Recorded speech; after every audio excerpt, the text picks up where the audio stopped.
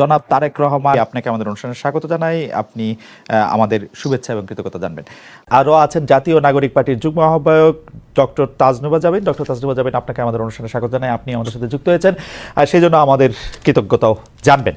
আমি আপনাকে প্রথমেই যে বিষয়টার দিকে আপনার দৃষ্টি আকর্ষণ করতে চাই সেটা হচ্ছে যে এনসিপি বা এই যে জাতীয় নাগরিক পার্টি কিভাবে বিএনপির শত্রুতে পরিণত হলো, মানে বিএনপিকে কিভাবে শত্রু গণ্য করতে থাকলো। যেমন আপনাদের একটা জনপ্রিয় বয়ান আমরা এরকম শুনি যে আপনারা 15 বছর কোথায় থাকেন, 15 বছর আপনারা পারেন নাই, কিন্তু 15 বছর যে বিএনপি পারে নাই সেইটার দায় কিন্তু আমাদের সবার।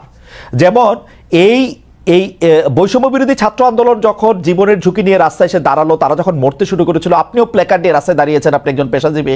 আমরাও আমাদের জায়গা থেকে যা করার দরকার তা করতে চেয়েছি, তা করতে চেষ্টা করেছি। কিন্তু বিএনপি যখন করতে চেয়েছে, বিএনপি যখন শেখ হাসিনাকে সরাতে চেয়েছে, তখন আমাদের কাউকে কিন্তু পাশে পায় নাই। এই 15 বছর ধরে সংগ্রামরত, তারপর হচ্ছে বিভিন্নভাবে মজলুম দলটা কিভাবে এনসিপির সবচেয়ে বড় প্রতিপক্ষতে পরিণত হলো। তারা কথায় কথায় বিএনপিকে শ্লেষ করে, বিএনপি পারে নাই, বালুর ট্রাক সরাতে পারে নাই, দৌড়ানি দিয়ে এই আগে যদি দিতেন তাহলে এতদিনে ওরা পলায় যেত। এগুলি বিএনপিকে কেন শুনতে হইতেছে? মানে বিএনপির অপরাধটা কি? এবং সেটা কিন্তু আজকে থেকে না, প্রথম দিন থেকে। এবং বিএনপির অপরাধ আমি সরাসরি দেখি যে বিএনপি একটা নির্বাচন চায় এবং নির্বাচন করে এটা দেখতে চায় যে কারা আসলে কটুক দিতে পারে। আপনি যদি আমাদের একটু বলতেন। এই 5 আগস্টের পরে কিন্তু প্রত্যেকটা ফ্যাসিবাদ বিরোধী শক্তি যার যার ব্যানারে ফেরত গেছে।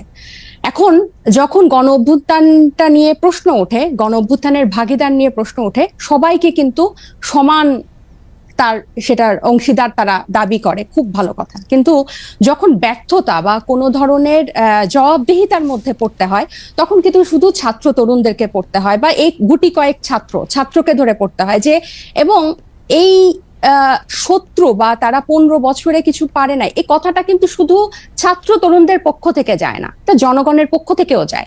আপনি যদি আপনাদের এই অনুষ্ঠানগুলোর নিচে কমেন্ট গুলা দেখেন, কখনো যদি চোখে পড়ে, এখানে কিন্তু যাদের প্রকৃত অর্থে যাদের অ্যাকাউন্ট আছে, এরকম অনেক মানুষ কিন্তু খুব সুন্দর সুন্দর কথা লেখে এবং কাউকে অ্যাটাক করে না, খুব গঠনমূলক ভাবেই কিন্তু লেখে। এটা থেকে কিন্তু আপনারা নিজেরাও বুঝতে পারবেন এবং আশেপাশের মানুষ থেকেও বুঝতে পারবেন যে গত 15 বছরে একটা যোগ্য বিরোধী দল হওয়ার ব্যর্থতা কিন্তু এদেশকে ভুগিয়েছে। একটা সফল বিরোধী দল হওয়ার ব্যর্থতা কিন্তু এদেশকে ভুগিয়েছে। এটা শুধু ছাত্র জনতা হিসেবে আমরা যে বলি যে, বা এনসিপি এই নতুন করে যে এটা বলে, ব্যাপারটা তা না। আরেকটা বিষয় হচ্ছে, এই শত্রু বা এই মুখোমুখি দাঁড় করানোর ব্যাপারটা কিন্তু এক দিক থেকে না। আপনি দেখবেন এই যে কিছুদিন আগে এক টক শোতে আমার এক সহ আলোচক বলছিলেন, আমি 90 সালের গণ অভ্যুত্থানের একটা কথা বলছিলাম, উনি বলছেন 90 সালে তোমার বয়স কত ছিল? বেয়াদব, অপরিপক্ক, আদব কায়দা জানে না, তোমাদের বয়সে মানে এক একজনের, আমাদের রাজনৈতিক জীবন বা রাজনৈতিক পথ চলা তোমাদের বয়সের বেশি। এই যে খাটো করে দেখা, এই যে হেয় করে দেখা, তো এটার প্রতিক্রিয়াতেও কিন্তু কিছু কথা চলে আসে। না ডক্টর জাবিন আসেন আমরা একটু আমার ব্যর্থতা, আমি আপনার প্রশ্নটা আসলে বুঝাতে পারছি কিনা আমি জানি না। আমার কাছে যেটা মনে হয়েছে যে বিএনপি গত 13 বছর ধরে, স্পেসিফিকলি বললে যে 2012 সালের পর থেকেই বিএনপি এই একটা সরকারের কাছে একটা দাবি জানায় আসতেছে, দরকার হলে সরকারকে বলতেছে ক্ষমতা চাইতে একটা সুষ্ঠু নির্বাচনের কথা বলতে। এবং এইটার মধ্যে কিন্তু বিএনপি কোনোদিন কোনো আড়াল নিতে পারে নাই। বিএনপি কিন্তু কোনো ছাত্রলীগের মধ্যে গিয়ে বলতে পারে না যে বঙ্গবন্ধু মহান নেতা, আমরা সবাই বঙ্গবন্ধুকে ভালোবাসি, এই কথা বলে কিন্তু বিএনপি রাজনীতি করতে পারে নাই।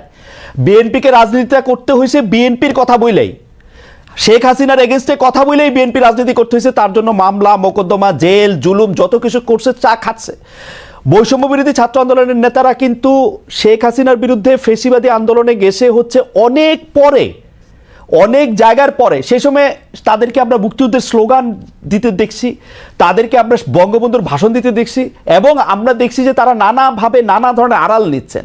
বিএনপি কিন্তু এই সুযোগটা পায় না। আমার প্রশ্নটা হচ্ছে, যেই বিএনপি এত ত্যাগ করলো এবং তারা কিন্তু সরকারে গিয়া 3 জন মন্ত্রী হয় নাই, 3 জন মন্ত্রী এই বৈষম্য বিরোধী ছাত্ররাই হয়েছে। তারা কিন্তু কোনো কিছু দখল করে না, তাদের একটাই চাওয়া ছিল ইলেকশনে যাওয়া। এবং ইলেকশন যাওয়ার পর থেকে বিএনপিকে কি শুনতে হয়েছে আপনাদের কাছ থেকে আপনি দেখেন।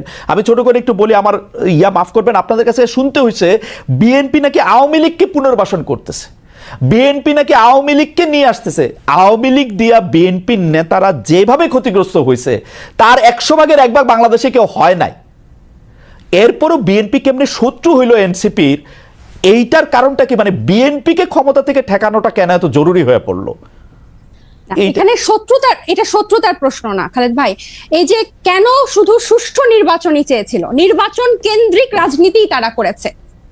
এই যে হাসিনা কিভাবে এই 3টা অবৈধ নির্বাচন করে ফ্যাসিস্টের সাম্রাজ্য টিকে রেখেছিল, তাদের রাজনীতিটাই ছিল নির্বাচন কেন্দ্রিক। কারণ নির্বাচন হলেই শুধু গণতন্ত্র হবে, গণতন্ত্র ফিরে আসবে, এটা তাদের একটা রাজনৈতিক একটা চালের, এটা বা তাদের কি বলবো আমি, পরিকল্পনার ভুল বলবো, যে তারা সবসময়, আপনিই বলছেন যে তারা সবসময় সুষ্ঠু নির্বাচনই চেয়েছে। কেন তারা হাসিনার এই যে তার যে সাম্রাজ্য, 3টা বিভাগ, এই যে সবকিছু তার একক কর্তৃত্বে, একক হাতে, প্রত্যেকটা রাষ্ট্রীয় প্রতিষ্ঠানের একটা ইট পাতা যে হাসিনার কথা ছাড়া বা স্বৈরশাসকের কথা ছাড়া চলতো না, বা মানুষকে সম্পৃক্ত করার যে রাজনীতি, এটা তো বিএনপি করতে ব্যর্থ হয়েছে। এবং জনগণের কথা না বলে, জনগণ এই যে এখনো তারা যে 31 দফা বলে বলে যেসব গণভোট অসম্ভব বলছে, যেসবে আমরা জনগণকে সম্পৃক্ত করতে চাচ্ছি, বিএনপি আবার সেসব জায়গায় জনগণকে দূরে ঠেলে দিয়ে আবার নির্বাচনের কথা বলছে। এখানে কিন্তু আপনি দেখেন তারা কিন্তু আবার জনগণকে নিজেদের থেকে দূরে সরাচ্ছে। জনগণ কিন্তু তাদেরকে চাচ্ছে, এবং তারা একটা প্রতিষ্ঠিত রাজনৈতিক দল, তারা নির্যাতিত রাজনৈতিক দল। আপনি নিজেই বলছেন যে তারা সব সময় সুষ্ঠু নির্বাচন চেয়েছে। একটা দেশের গণতন্ত্র কি শুধু সুষ্ঠু নির্বাচনের, একমাত্র শুধু সুষ্ঠু নির্বাচনের মধ্যে এই নির্বাচন ব্যবস্থাটা কিরকম, এই নির্বাচনটা দাঁড়িয়ে আছে কিসের উপর? এই যে এই নির্বাচন কমিশনার গুলা, বিচারক এবং প্রত্যেকটা রাষ্ট্রীয় প্রতিষ্ঠান, তাদের মন্ত্রিসভাগুলা কিসের উপর দাঁড়িয়েছে? আইন শৃঙ্খলা বাহিনী, পুলিশ, র্যাব, প্রত্যেকটা গোয়েন্দা বাহিনী কিসের উপর দাঁড়িয়ে আছে? এগুলোর সংস্কারের কথা, এগুলোর বিরুদ্ধে কথা, প্রত্যেকটা সবসময় তাদের একটা উপর দিয়ে কথা, যে চেষ্টা করা হবে, পরিবর্তন করা হবে, কিন্তু স্পেসিফিক্যালি উপায়টা কি, পথটা কি, তারা জনগণের কাছে সেটা পরিষ্কার করে না। যেটা ছাত্র জনতা বা এখন পরবর্তীতে হয়েছে, হয় আন্দোলনটা কোটা বিরোধী আন্দোলন দিয়ে শুরু হয়েছিল, এবং সব সময় কিন্তু এটা একটু বাংলাদেশের ইতিহাসে প্রথম না, একটা দিয়েই শুরু হয়েছিল। কিন্তু এই পুঞ্জীভূত যে স্বৈরশাসকের 15 বছরের যে পুঞ্জীভূত ক্ষোভ, সেটা কিন্তু প্রকাশিত হয়েছে একটা সিস্টেম, একটা ধাপ পেরিয়েই কিন্তু সেদিকে গিয়েছে।